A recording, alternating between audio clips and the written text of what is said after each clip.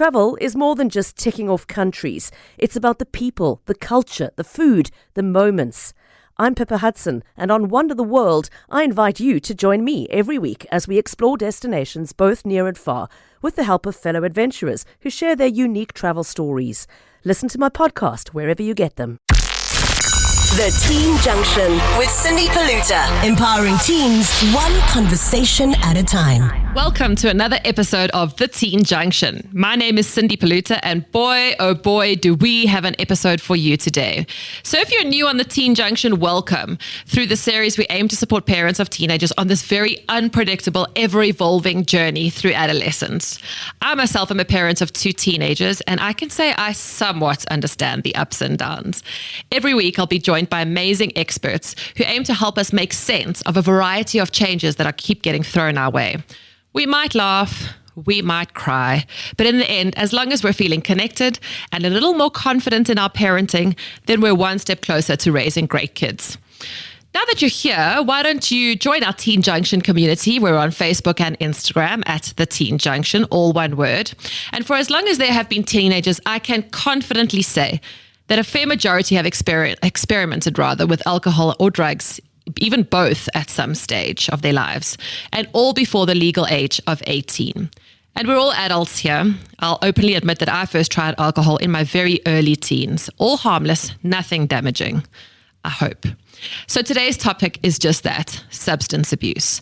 At what point is it no longer experimentation? What is and isn't normal teenage behavior? What should we be turning a blind eye to? And what realistic boundaries should be put in place? There's a lot of questions, and I don't know about you, but I don't want to get it wrong. I've seen lives torn apart by substance abuse, and it's a deep fear of mine. For some parents, it's their current reality. So without going any further, let me introduce our guest for today, Georgina Dix from Houghton House. Georgina, thank you so much for coming on our podcast today. Thank you so much for having me. I'm very excited. Tell us about your role at Houghton House and the work that you do.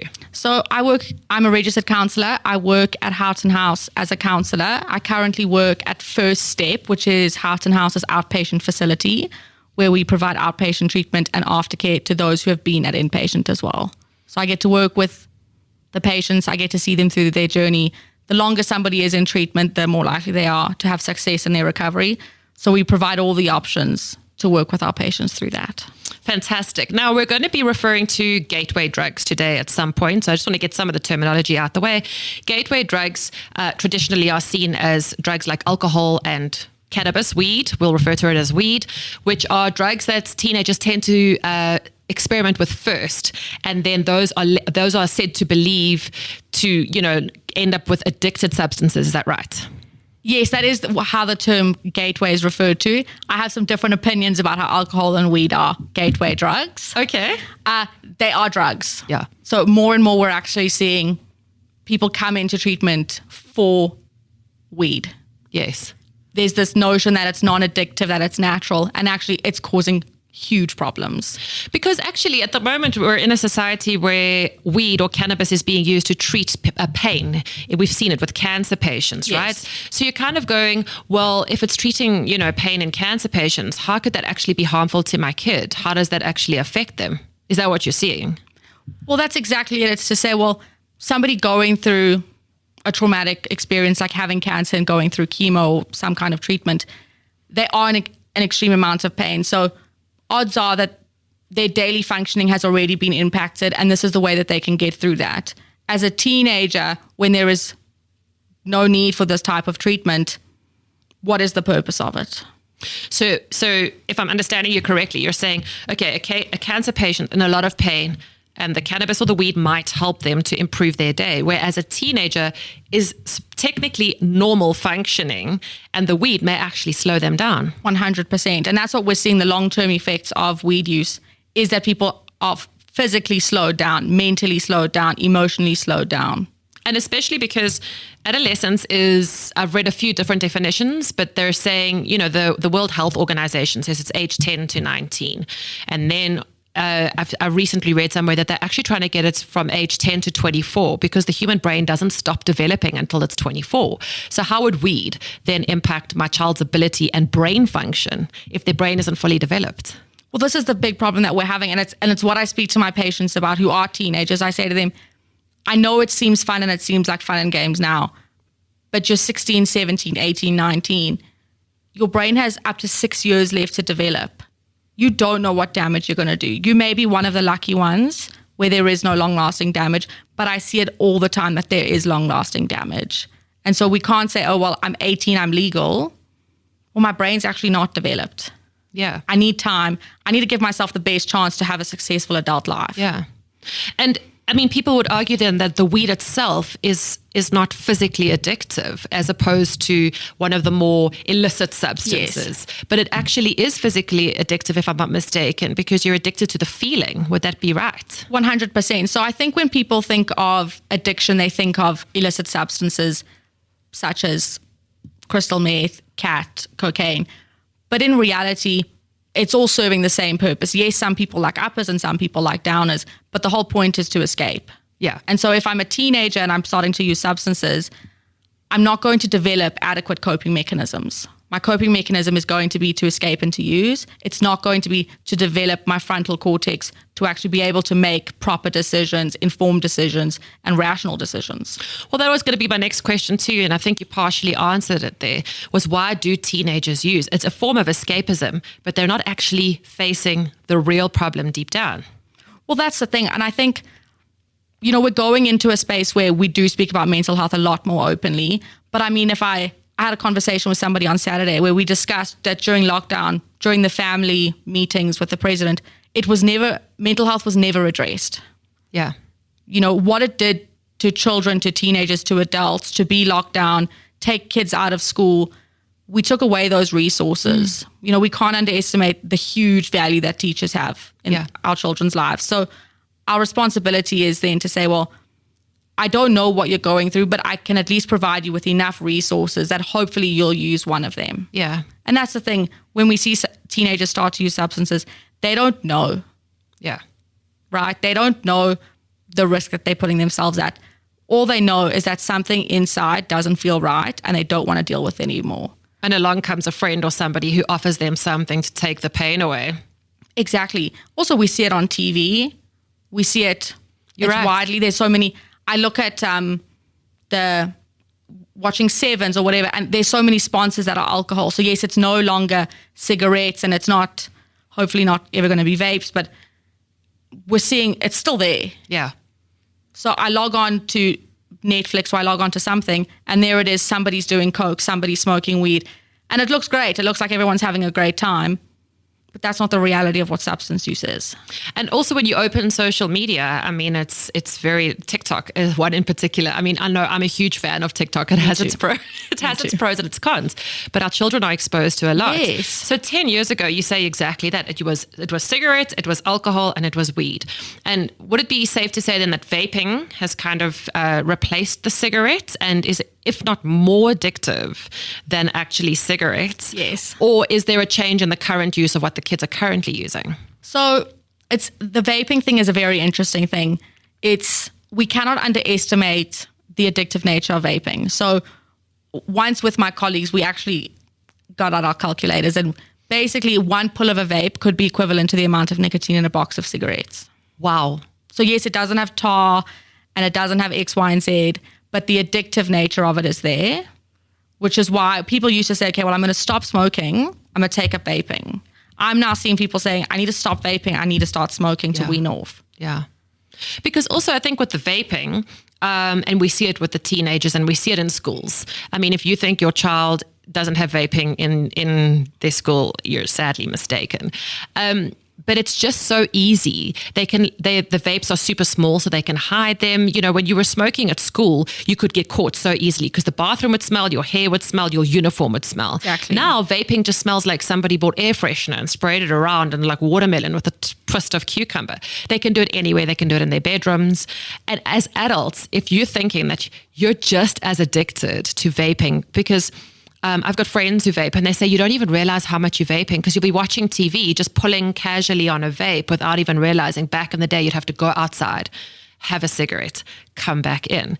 And vapes are just so easily accessible to teenagers, right? Well, this is the thing. It's so I heard many, many years ago, someone shared that their child just ordered a vape off Take-A-Lot. The credit card details were there. They clicked a thing that said, I'm 18, and there it went. And it got delivered to their house, and they didn't know until later. The other part of it is to say, I can't sit in this room now and take out a box of cigarettes, put a cigarette in my mouth and light it. That's a long process. Somebody can stop me. It's quite a long process. Whereas a vape, people are holding them in their hands. Yeah. People are waking up in the middle of the night and taking a pull of their vape. Yeah. People are struggling to fly without vaping. I see people vaping in shopping centers. I sometimes have to stop patients from vaping in sessions. I see it all the time. So I can only imagine what's happening at school. And the teenager's literally saying, like, I wake up in the morning and I need to take it. The first thing I do before I check my phone is pull on my vape because I need it to wake me up and give me the buzz needed for the day. And there I was worried about giving my kids coffee. Exactly. Because I'm like, caffeine is hectic. And that's the thing. It's like, it's become so normalized so quickly. So quick. I don't think we've ever seen something like this become so quickly normalized and just part of everyone's daily life. It's like no legislation. None. Absolutely. And we don't know what it's going to be. So that's my big thing with vaping. We don't know the medical effects. And I almost say to people, and I know I'm not saying you should smoke, but I'm often saying if you smoke and you get sick, 9 times out of 10, they're going to be able to treat you because we've got years and years and years and years of experience and research. But with vaping, we don't. So now, at what age are kids experimenting? Because back in the day, it was like 16 to 19. So are we seeing a change in the age of when they're doing alcohol, weed? Because I kind of feel like it's younger. I think it's definitely younger. I think it's getting younger. I think it's to do with social media. Kids are growing up a lot faster than what we used to. They have access to everybody's life. So what somebody is doing in Nebraska, this kid here in South Africa is thinking, well, okay, well, that's also cool for me here. So what we're seeing is patients often coming in and when did you first start using? When did you first have your drink? 13, 14? Now, 13 or 14, if I'm not mistaken, is like grade 7, grade 8. That's still junior school going into high school. Exactly. And is there like a child that would be more predisposed to addiction, or a child that, because you could say, oh, my child would never. Firstly, we all know that drug abuse and drug addiction and any addiction of any kind does not discriminate against age, class, religion, nothing, right? But is there like a kind of personality that you see with kids that get addicted? I don't know if it's so much a personality, but sometimes in kids, we have to take into account, like, where do they come from? So we can never underestimate that there is a genetic component to addiction. Okay. Right? I'm the daughter of an alcoholic and an addict. I'm very blessed. He's 15 years clean and sober. Amazing. No, wonderful. Jeez. So I've grown up with the education of knowing genetically I am more likely to become addicted to substances. I know that, right? So my parents provided me with the resources to deal with that. What we're seeing is parents not adequately dealing with their own issues. Yeah. And then their children start to think, oh, well, it's normal. Yeah. It's okay that there's edibles around the house. There's okay that there's, a weed vape. It's okay that these things are around because it's natural and it's not going to be as harmful. It's kind of the same as the culture we now have with alcohol in this country. It's like a rite of passage. Yeah. But it isn't a rite of passage. It's a huge decision to make, but no one really seems to take it as a decision to make. You touched on something so important for me there, which is sometimes admitting that your child has a substance abuse problem, and now I'm going to talk about alcohol in particular here, is actually then admitting that you have a problem. Yes. Because, my child my child is 16, but what harm could a glass of wine at dinner do for him every single night? Well, now the lines are a bit blurred because now maybe your drinking is not okay as an adult, and you're being forced to then monitor your own consumption and realize, and a lot of adults aren't willing to admit it because there is this wine culture. There is this, hard day, pour myself a drink. It's not a long-lasting, realistic coping mechanism, if we're honest. Not even slightly. I think about it in terms of when we speak to our patients about relapse, often people will be surprised. They'll say, I was celebrating. It wasn't because something terrible happened in my life and I relapsed. I was celebrating. I had a good day. I got a job promotion.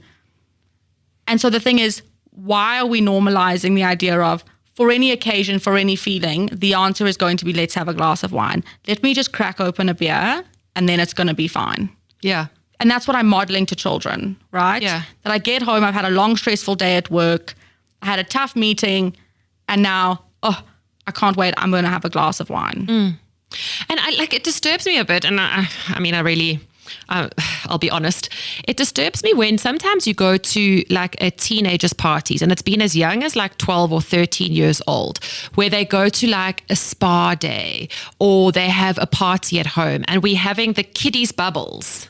And retailers actually need to look at kiddies bubbles, because think about it, parents, what are they marketing for your child there? They're saying, it's your birthday, have champagne. And then those kids aren't going to wait till they're 18 to try the alcoholic version. It's literally so subliminal in alcohol culture in this country that we don't realize. And I think a lot of people, if you speak out and say, well, alcohol is a drug and you're addicted, people actually fear being judged by their friends, because friends are like, oh, what do you mean you don't drink? Oh, come on, etc., etc. It's quite crazy. And even then when they go to varsity, now varsity, I remember I was one of those kids that finished school young. I was 17, turning 18. And I was at varsity, and drinking is just so encouraged. It is so encouraged. I've got friends whose kids go away to varsity, and for the first 3-4 weeks, orientation week is just drink, drink, drink, drink, from this pub to that pub to this pub to that pub. That's actually not normal. Also, what kind of like standard are we setting? It's like, okay, off you go. I mean, I went away to university. I went to Stellenbosch University for my undergrad, and I look at it and I think to myself, when I didn't want to go out, people would be like, what is wrong with you? Like, why not? Yeah. So I'm like, I've got stuff to do. I've got deadlines. Like, my parents are paying for me to be here. It's a privilege. I'm not going to take the piss. But this is also the other thing. Parents, I would see parents come down and visit their children and then go out with them. Yeah. And so it's this culture of, for any occasion, we have this rite of passage, like it's some kind of golden key to life. Now we can drink. And you said something about modeling for kids as well. So important there. Like and this is just a comment, but as parents and as adults, I think we need to actually look at the way we treat our friends when they say, I'm not drinking. And then we say, oh, come on, just one. Fast forward 10 years, your kid will be saying to their friend, oh, come on, just one. Like, we need to respect if somebody is not drinking. We need to say, that's okay, I respect you. You're still my friend, so that our kids can see. Not, oh, I'm not going to invite Jack and Jill over because, well, they don't drink, so it's going to be boring, right? And also, I think it's to say, like, what is the value of your friendship if you can't have fun with your friends if you're not drinking? And I think people don't want to actually acknowledge that they have equated fun with substance use or with drinking. And so the idea of going out and not drinking, I mean, drunk people can be exceptionally annoying. Yes. If you're sober and people are drunk, it's not a good time. Absolutely the worst. But the other part of it is, why can't I respect the decision that you've made to not drink? So maybe you have gone through a process of rehabilitation and you're in recovery. That's great. I also know people who just don't drink. Yeah. They're not interested in it. They know it's not going to work well for them. Good for you. Why is that the choice? I can't even, I'm just like, yes, absolutely. Absolutely. And then you literally threw an example out there, which was, okay, parents going out with their kids to drink. So I guess my question then is, because this might sound like a crazy school of thought, but I kind of think I need to educate my child about drinking. So I've had to change my way of thinking. And I mean, I guess there is no right or wrong answer to parenting, because if there was, your child would have been born with a manual, right? But I kind of have said, I've had to change my mindset and gone, okay, my child's friends could all be drinking. I don't know.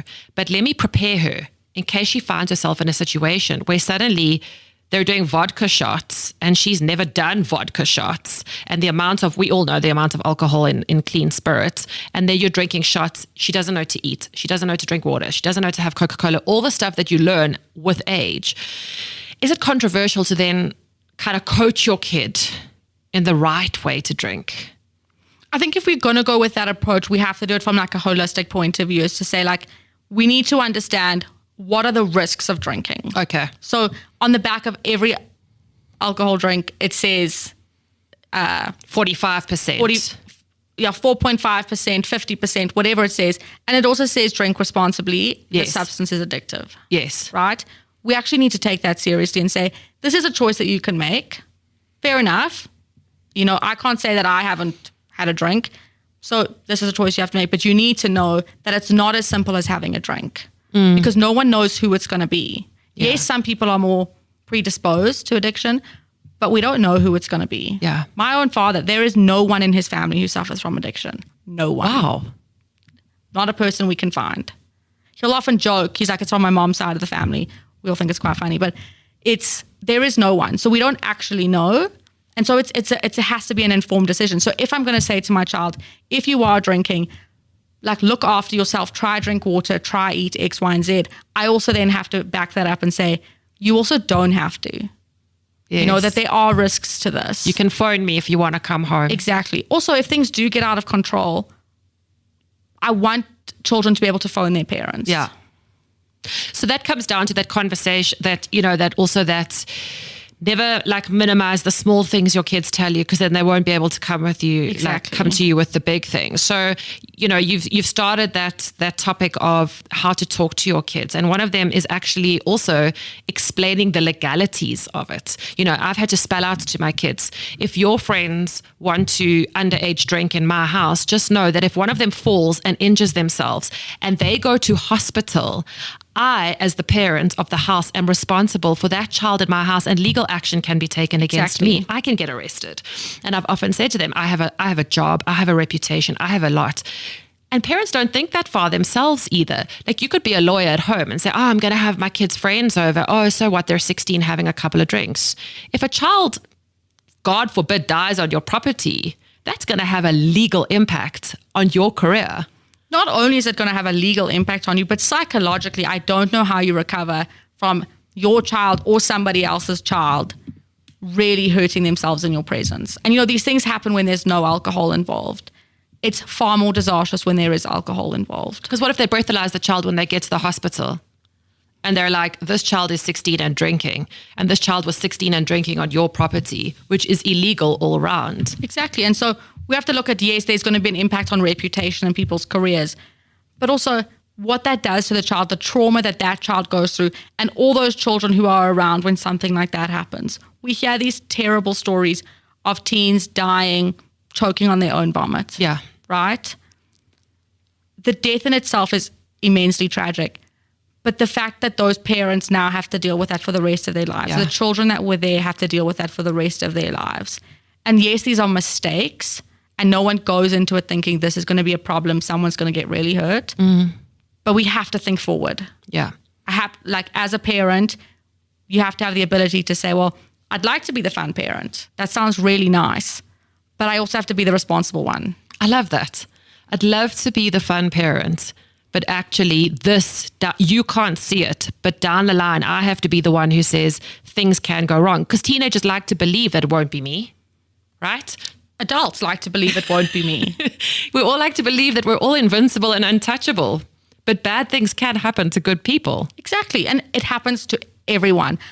Everybody knows somebody who has suffered from addiction. Nobody is exempt from this. We don't know who it's going to be. We can point and we can say, okay, well, this person is struggling and these are their contextual issues and these are the predisposing factors. It can be anyone. I remember when I was in my teens, raving was the big thing. We were all going, raving culture had just started. So if you're wondering, it was the 90s. I'm not afraid to say I'm 44. And we were all used to go to raves. And the big drug then was ecstasy. And Sky News did this story of this girl who had gone to a rave and she had taken E. And my friends, I was going out with friends who were doing E, but I just never did. And I watched Sky News the one day, and this girl was in a coma for a long time, and then she died. And she had taken one bad E tablet, right? And I just remember thinking to myself, I never want to disappoint my parents. I never want to try a drug in case I take a bad drug and then I end up in hospital in a coma dying. And then they think that they stuffed up as parents because they didn't see it coming. Meanwhile, it was a once off. And I always tell my kids that story.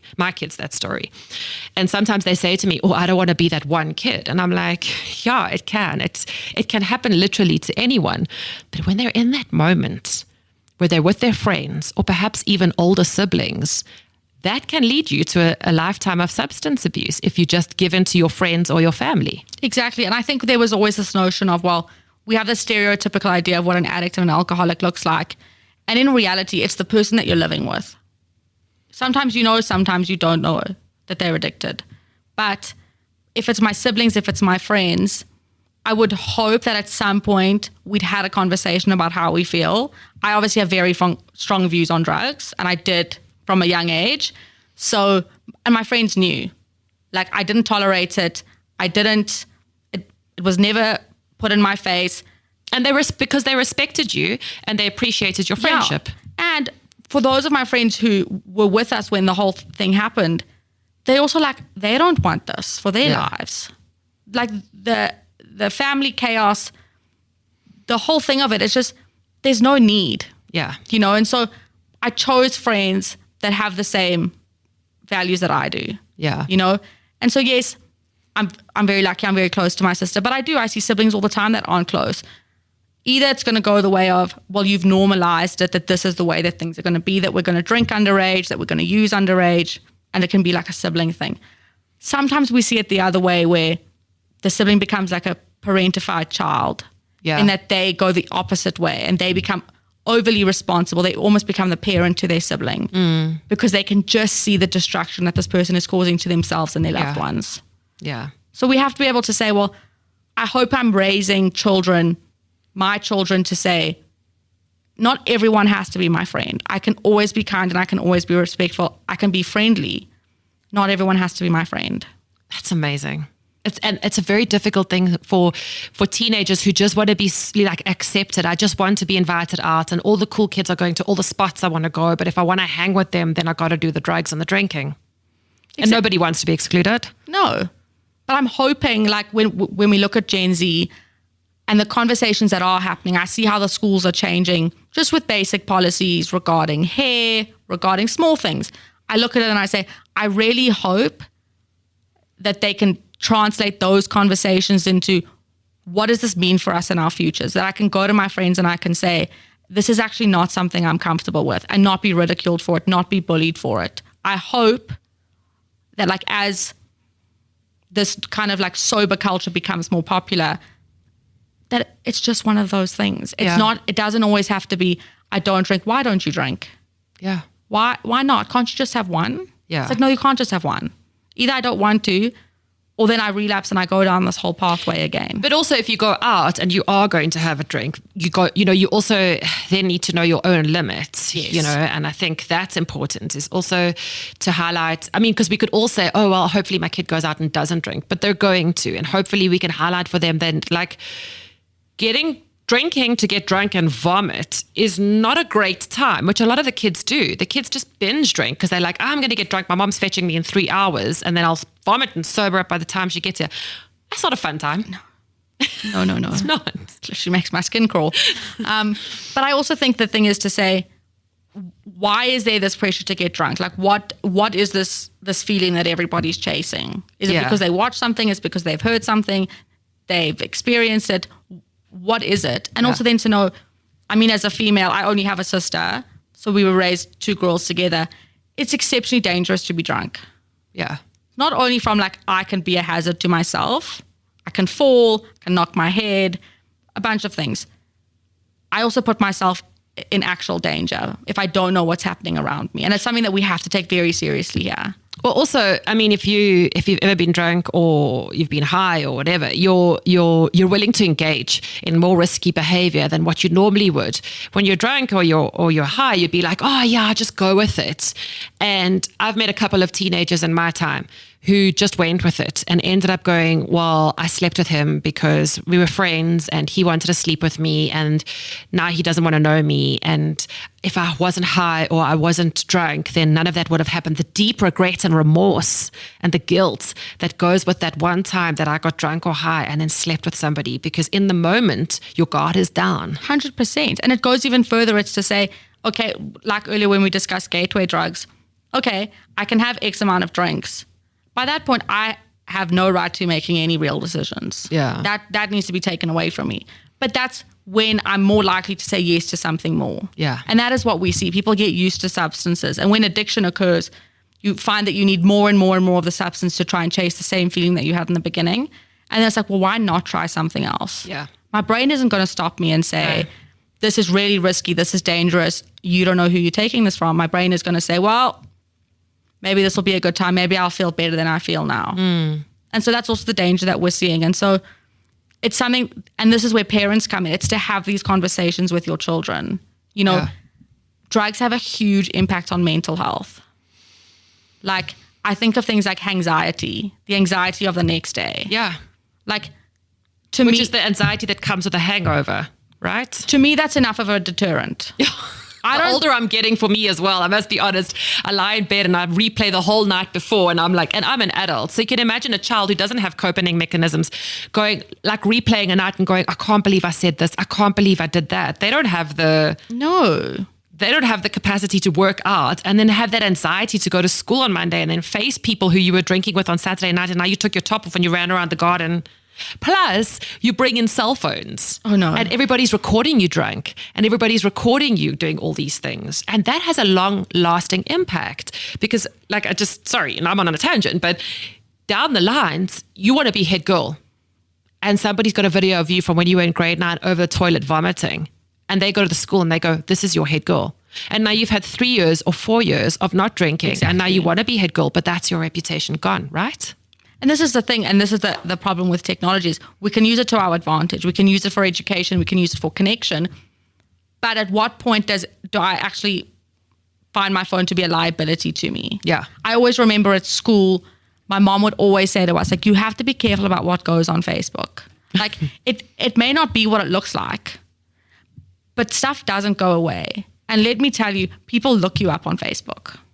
Well, and Instagram and TikTok Yes. and all of that. And so, and people will look you up. They will. And then you may think that it's gone or that it's so far back in your timeline, nobody cares. In reality, it's there. Yeah. People have ways. These kids are wizards with technology. They can find a way to find what they want to know. Yeah. Or everything. Everything. But that's also the other side of this, is to say, how do we use technology to our advantage? To say, okay, well, if I know I'm getting to a space where I'm uncomfortable, let me phone my parents. And also let me hope that if something does happen to me, my friends will phone my parents. Yeah. So I had that happen to me in high school. Okay. I had a night, I drank too much. Mm-hmm. My best friend phoned my dad. Which is the best thing she could have done for you. To this day, I am immensely grateful. Yeah. You know, she knew that I'd had too much to drink. She knew that I was going not to do something, but that I just wasn't in a good place.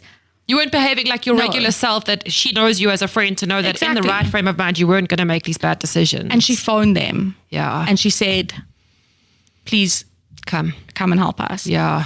Both my parents showed up. It's one of the other advantages of having a parent in recovery. Phone him any time of the day. Guy's ready to go. They came and they fetched me. Amazing parents. The best. And then there were conversations. Because obviously there is addiction in my family. You know, it was a very serious thing. There were consequences to it. And never at any point did I feel upset with my friend. Yeah. And my parents were so grateful to my friend. Yeah. I would be the same if I got that phone call.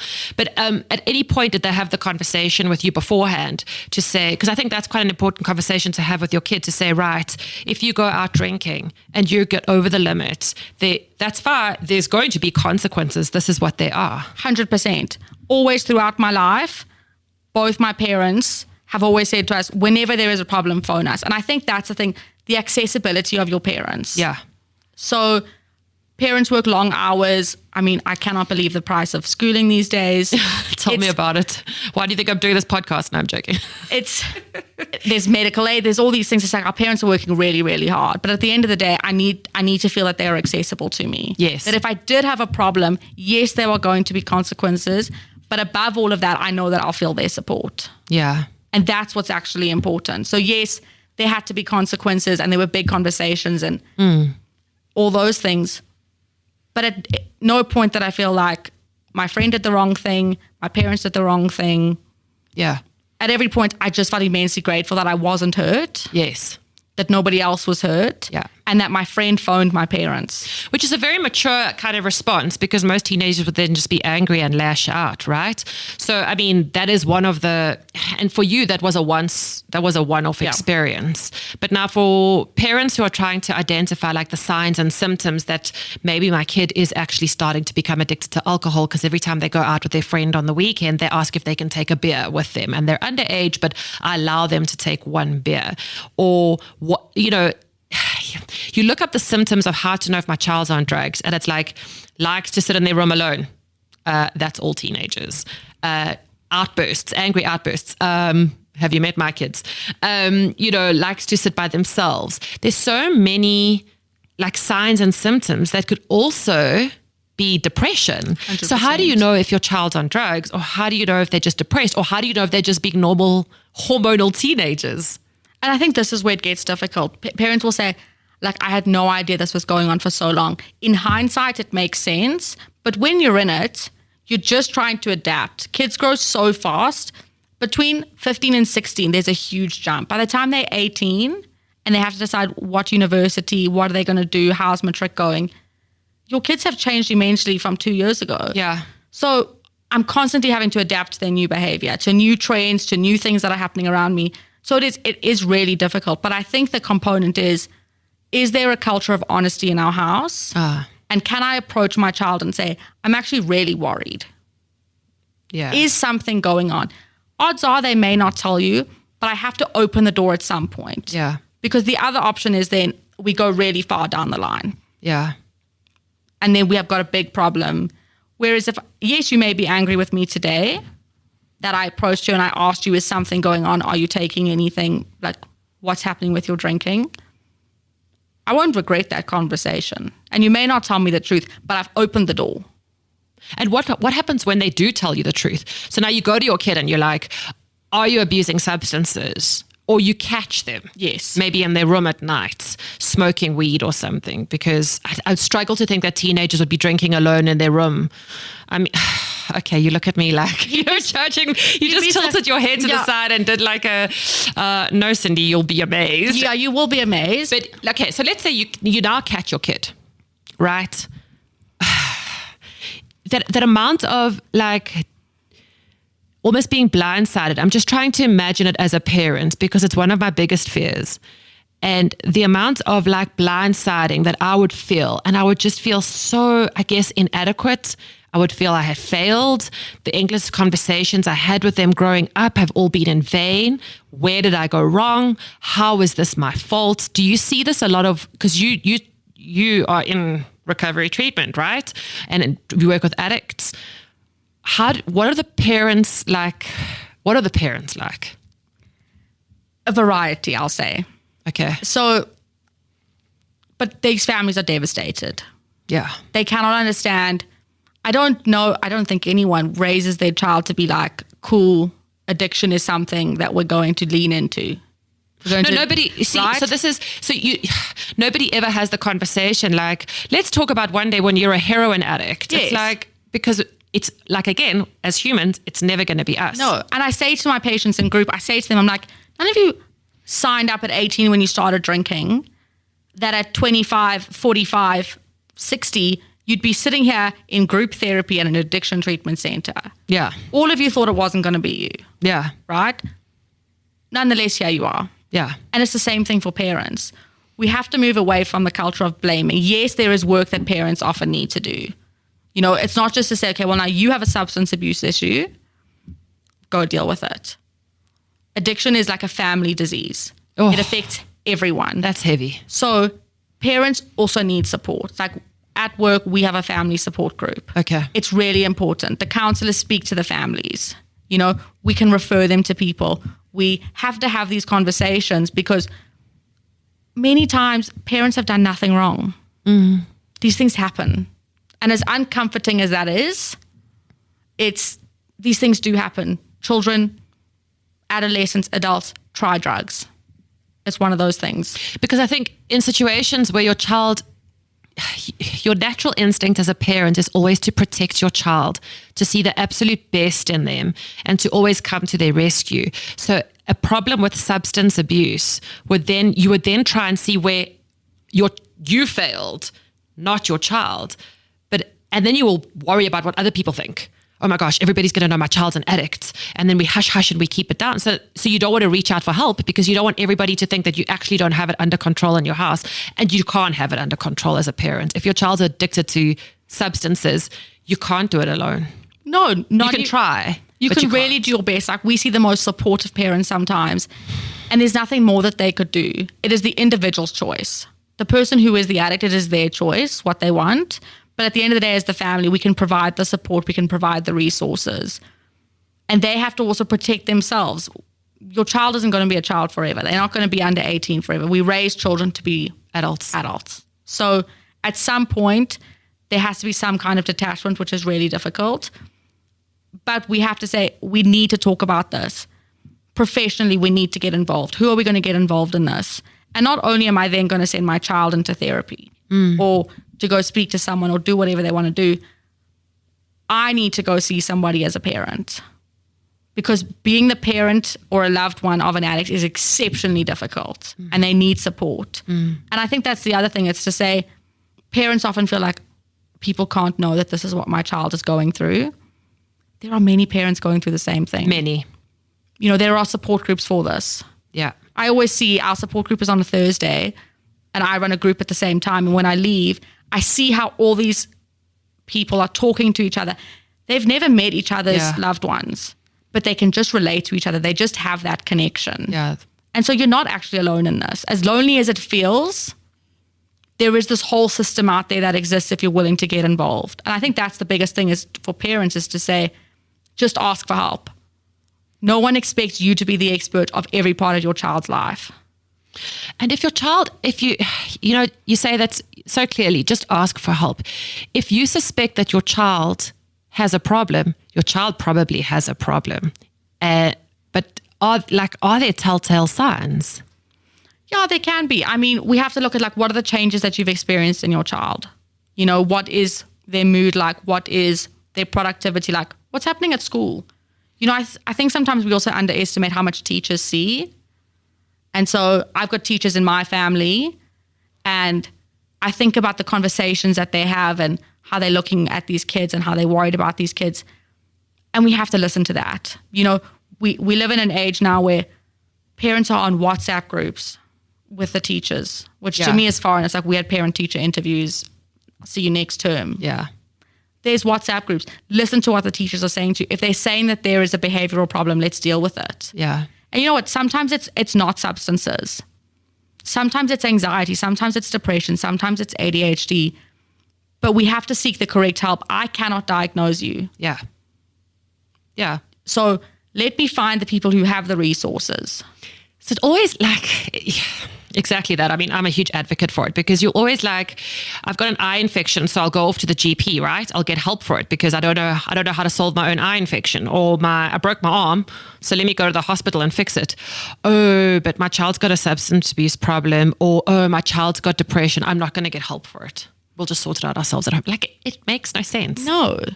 And this is the thing, and we see it, and there is a correlation between these mental health disorders and with addiction. I mean, we see it with ADHD, untreated ADHD, and the likelihood of becoming an addict. If you have low impulse control, it's going to be problematic. You're more likely to be an addict? If you're not treated. That's amazing. And so these are the things that we have to be having these conversations. I think about, and I don't want to rain on the parade of allo teachers, but no one told me at school that it could be me. No one said to me, you know, majority of the patients that we see that experience psychosis, I'd say 95% is from smoking weed. Interesting. No one told me that at school. I didn't even know that till now. You know? And Jeez, I did not know that. It's really important. The psychosis that we see is substance induced. And once you've experienced it once, if you continue to use it, it's going to get worse and worse and worse. And eventually it becomes, this will be your permanent state. Jeez. And that's also really scary for parents. You know, yes, you can be paranoid if you smoke and you can do X, Y, and Z, but we have to take psychosis really, really seriously. And we're seeing it more and more. When I worked at inpatient, I'd say majority of the 18 to 22-year-olds were there for weed. Mm-hmm. And a huge majority of them had experienced psychosis. And that is how their parents figured it out. Give us an example of psychosis for those that don't know what it is. Okay, so psychosis is when somebody is living in an alternative reality. Okay. So the most obvious one that we can see is when somebody thinks that things are around them that are not there. Okay, so almost like a hallucination. A hallucination, it can be visual, it can be auditory, but that something is happening. It can even, they can like feel like stuff on their skin. But also having conversations with people that aren't there. Or the paranoid idea of people are after me, everyone's scheming against me, like turn off your phone. We see a lot of things. And 95% of those patients are from weed. And what I find frightening these days as well is you can get a weed stick, which is people can put weed in a vape. I know. So your child could be experimenting with vape for the first time. Nobody's going to say, what's in this vape? And everyone's passing it around. Exactly. Yeah. And I know when I grew up, Hubley was the thing. There was no vapes. It was Hubley. Yeah. Right? And then Hubley's got smaller. Yes. And became a vape. Exactly. And so now I look at, and I know, like, I never participated in the Hubley thing because I was so scared. I didn't know what was in it. Yeah. For me, it was like, if I had a cigarette, then there was a box and it told me what was in it. It told me it was going to damage me. If I look at alcohol, the bottle tells me this is bad. I don't know what's in there. I think you're a really rare child. Like, I am. don't think many kids go around reading the labels. But you know, like if I buy it at the shops, there has to be some kind of regulation to it. I don't read labels. No, it's not to say that I read them. It's to say that I technically know it exists. Well, you kind of hope that somebody somewhere along the line has tested what's in the product. Every country in the world, alcohol is legal. It's true. So like, surely it's not that problematic. But then to me, it was like, well, I don't know what that is. If it doesn't come out as something that has a label on it that was produced somewhere, Yeah. do I need it? But this is the thing, people are taking these risks. But now we have the extra component. When I first started working in treatment centers, everyone had a dealer. Drug users had drug dealers, right? Okay. Now we have people coming in with problems with weed, and they go to the shops. Oh, because you can buy it from the corner. Yeah, you can just go to any one of these places that now sells cannabis. I didn't know that. It is widely available. And you can just buy it. Yeah. But how old do you you have to be 18? Technically, you have to be 18. But you also have to be 18 to buy alcohol and kids are drinking. Exactly. So now it's like we're not dealing with saying like, have you deleted your drug dealer's name off your phone? It's like we have to deal with the fact that you're going to drive past these places. Oh, jeez. Stanton Drive, there's a place if you're coming down towards Winnie Mandela Drive, there's a place on the left and it has been there since I can remember. Even before it was legal in this country. That must be so difficult for people who are recovering, who, you know, if you're trying to break your drug habit, but actually it's on every street corner. 100%. Think about it like you're driving around and there's an alcohol advert on a billboard. But that's so stressing as a parent because like now they can just literally buy it anywhere. Yeah. And that's where the conversations come in of because eventually you do lose that kind of control with your children. Once you're earning your own money, once you're independent, I can't say this is what you can and can't spend your money under my on. roof, yeah. But technically, when I'm responsible for you and your funds come from me, I have a responsibility to know where they're going. I can't just say, oh, well, here's 1,000 Rand, off you go. Produce receipts. It has to be as scary as that because you actually don't know where it's going. And you know what? Lots of kids, super trustworthy, everything's going right, but there's no harm in saying to your kids, so what did you spend the money on?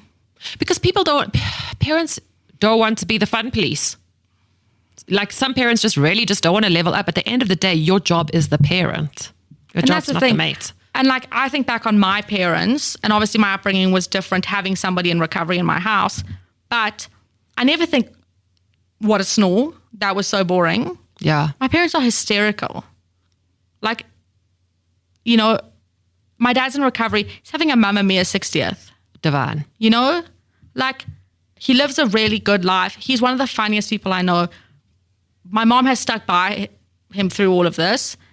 And I'd never think to myself, oh, well, growing up in a house where we had these conversations where if I drank and it got out of control, I did get in trouble and there were consequences. I never think, what a terrible childhood. I think I'm so grateful. You're grateful for boundaries. 100%. And at the end of the day, what I've read many studies that in the long run, teenagers are actually grateful for boundaries, and they need rules, and they need discipline to a point, and they need guidance. And it's the same thing when we have people come into treatment and we have very, very strict routine. Inpatient is there's a schedule and we stick to the schedule. Group starts at 10:30, group starts at 10:30. You have an expectation that you will be there. We reintroduce routine. Just because and I always say this to my patients, I say, we prioritize schedules, sleeping, food, all these things when kids are small. It's like nap time is this time. Yeah, when they're X amount of hours. We need that as adults too. But somehow we become adults and we're like, well, I can now make decisions. I'm free to do what I want. But in reality, we do need boundaries, we do need structure, and we do need routine. Yes, some people need it more or less than others. But at the end of the day, we're trying to raise productive adults. Well, kind and functioning adults, you know, and that comes with routine, and it's really beneficial. So to just let your children go do what they want, yes, we can do that, but there has to be some limit to it, that your children know what is okay and what's not. And that's the challenge. And teenagers can be very scary. I know when I first started working with teenagers, I always said I'll only work with adults. And then my boss, Natasha, said to me, oh, I've got a 17-year-old that you're going to start seeing. And I thought, oh my word. And now most of the teenagers I see, and I really, really enjoy them. And also they can be scary, and sometimes I don't know what they're saying. Their lingo is quite out there. They make me feel ancient. But they just want a space to talk. Yeah. You know, and they are open. And if you provide them with a space where, okay, they can come and they can come to therapy, there are limits to confidentiality. If you're going to hurt yourself or somebody else. Yeah. Where I work, if you relapse, I'm going to tell your next of kin. Yes. You know, there are certain limits to confidentiality. But for the most part, what you tell me is just for me. Yeah. It's for us to process. Yeah. It's not for me to go to your parents and say, well, you know, Tim did X, Y, and Z. Yeah. Like, no. So we have to also be able to provide that space. And I think it's important for parents to hear that as well. You know, I learned this through my own training, through my own counseling training, that everything between you and an adolescent is completely confidential unless the adolescent is going to self-harm. So that your child will come home from school and say, I went to go see the school counselor today. And the parent will say, well, what did you tell her? And the child has every right to say, yes, I'm not sharing with you, because they need to also be able to talk to somebody in a private space that they can literally offload everything. And I think as parents, and I really have to sit on my hands and bite my tongue when my kids talk to me, because I'm so quick to dispense advice, be like, this is a teachable moment. I'm going to use this as a teachable moment or whatever. But sometimes they just want you to listen to them. And if they feel like every time you come to them, you're going to be turning it into a teachable moment or a lecture, as soon as I go, well, I just want to say, my kids start rolling their eyes and they're like, oh, here she goes again. Because you can imagine, as you can hear, I like to talk a lot. So my poor kids have to sit there and suffer. But if your kids can't come to you and just offload for the sake of offloading, and it can be a small story. I am currently living through 13-year-old Taylor Swift's obsession. So I've got to hear about every Taylor Swift song, and I've got to hear, but if I don't listen to her obsession with, and she's so cute, she sends me little TikToks like, find someone in your life who appreciates your Taylor Swift stories. And if you're not bonding or open to the interests in their lives, they're not going to tell you about the deeper stuff, guys. Exactly. They're not. And that's all. I think that's all anyone is looking for, is just for somebody to listen. And I think that's a skill that we don't emphasize enough of. It's not always problem solving. Yes, there are problems to be solved, but there's also a point where I just need to sit with you. You just need someone to listen. And if you need my advice, I can say to you, do you want to know what I think and what we can do? And if the child says no, then let's leave it at that. Let's leave it as the safe space of a conversation. It's not always, okay, my child has a problem, let's fix it today. Because they're not going to tell you everything in one sitting. So create the space of, when they get home from school, do they feel that they can come to you? Do they feel that they can say to you, I had a really bad day, I had a panic attack, or I experienced something I haven't experienced before. I just want to tell you about it. And I think then we also have to say to the parents, we don't expect you to be experts. Yeah. There's people to do that. And there's a lot of free services that can do that. Exactly. I used to volunteer for SADAG. There's Lifeline. There's so many resources. And that's the thing. Ask for help. Your children coming to you doesn't mean that you're the problem solver. Yeah. It just means that you have more access to resources. And this is not a competition. If your child is going to your sister or your brother and they're confiding in them, and your brother or your sister doesn't want to tell you, trust me, they've got your kid's best interest at heart as well. And they don't want to tell you what their kid has come to them with. Kind of accept that. They also need to sometimes offload. So before we end off, is there anything, we've covered a lot. It's been really, really awesome. This time has flown. But is there anything that you would say to top pointer for parents, and it's like a top tip for teenagers? I think it goes both ways. I think both need to create a space where you can talk. And yes, like you just said, it's not always the parent. Yeah. Provide a space in which your child has an adult that they can. A one trusted adult. And that's somebody that you feel like you can trust. So it's not to say that you're doing anything wrong if your child doesn't choose you to confide in. As long as there is an adult that is responsible and that can help, that's all we need. And I think the other thing is to say, not every kid is drinking and using. Yeah. It's like, I often say to people, there's not an alcoholic behind every tree. Sometimes it feels that way, but there's not. Give your kids a chance and just make sure that they know that you can help them get help. Yeah. That's all your children need to know, is that you are willing to help them get help. Yes, there may be consequences, but there will also be support. Yeah. So I think that's where it comes to. And we see it all the time at work. People are devastated. People lose their loved ones to addiction, and we can't take it lightly. Yeah. Have the conversation with your children. If you have addiction in your family, if you have mental health issues in your family, you need to speak to your children about it. Yeah. These things can be genetic. So let's just open the conversation instead of saying, oh, well, you're X amount of years old, off you go and have a drink. Yeah. Let's have a conversation before you get to that point. This is the decision I made. This is why I drink. I don't know what decision that you're going to make, but it's a choice. I have thoroughly enjoyed our conversation today. I cannot thank you enough for your honesty and your openness with just sharing with everything. Of course. And if people want to get hold of you, if they're listening to this podcast, how do they get hold of you? So for me personally, it's info@georginadix.co.za. And then otherwise I work at Houghton House. I work at First Step, which is their outpatient facility. We have inpatient, outpatient, long-term care. So you can look us up online. We have a great support system there as well. And we can provide the support that you need. And if we can't, we will never not provide you with the resources that you need. We have a big team and we're willing to do the work with you. You will get, if people reach out to you, they will get help or pointed in the direction 100%. to get them help. 100%. I've never had anyone say, well, no one phoned me back. Yeah. That's good to know. Yes. Good. So if you are listening to this podcast, remember you're not alone. If you or someone you know has a substance abuse problem, as Georgina said, you can reach out to Houghton House. The contact details will be posted in the show notes.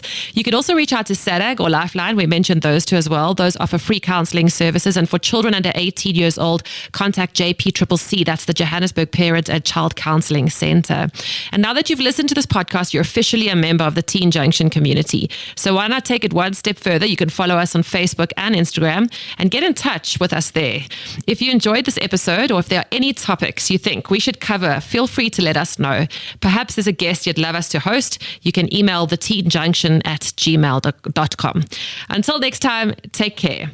But wait, we have T's and C's. You're not out the door yet. The information presented on this podcast is for educational and informational purposes. It does not substitute professional medical advice, diagnosis, or treatment. If you feel you need help, you should always seek the advice of your doctor or a qualified mental health provider. Never disregard professional medical advice or delay seeking it because of something you've heard on this podcast. The host is not a licensed medical professional, and while some guests on the episode might be, their opinions are their own, and listener discretion is advised. PrimeMediaPlus.com, your connection to what matters most.